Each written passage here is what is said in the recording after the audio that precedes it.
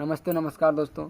जैसे कि आप लोगों को पता होगा कि भोजपुरी में एक विवाद स्टार्ट हुआ है। विवाद का नाम है जम्मी जहरीला, जो कि खासकर विशाल सिंह को टारगेट किया था, जो कि विशाल सिंह यहाँ पे नहीं था, उसको टारगेट किया गया था। और आप लोग को उसका वीडियो देखे होंगे जम्मी जहरीला का, जो कि मुंबई में हर चौराहे पे, हर पोल पे, हर ऑटो में, सभी जगह को पोस्टर चिपकाया है। इनाम दे, इसको खोज के जो देने वाले उसको टोटली 51,000 रुपये दिया जाएगा।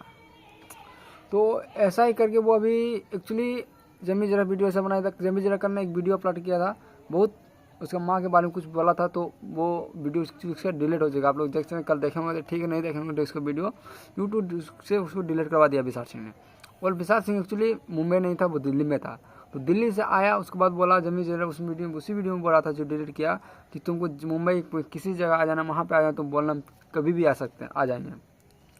तो वो अभी आया विशाल सिंह मुंबई में, और अभी जम्मी जहरीला कहाँ गायब हो गया उसको पता नहीं, लापता हो गया है जम्मी जहरीला। अभी उसके सामने उसका बोलने का औकात नहीं है। अभी उसका वीडियो अपलोड भी नहीं, कल से जो डिलीट उसका वीडियो अपलोड भी नहीं हुआ है।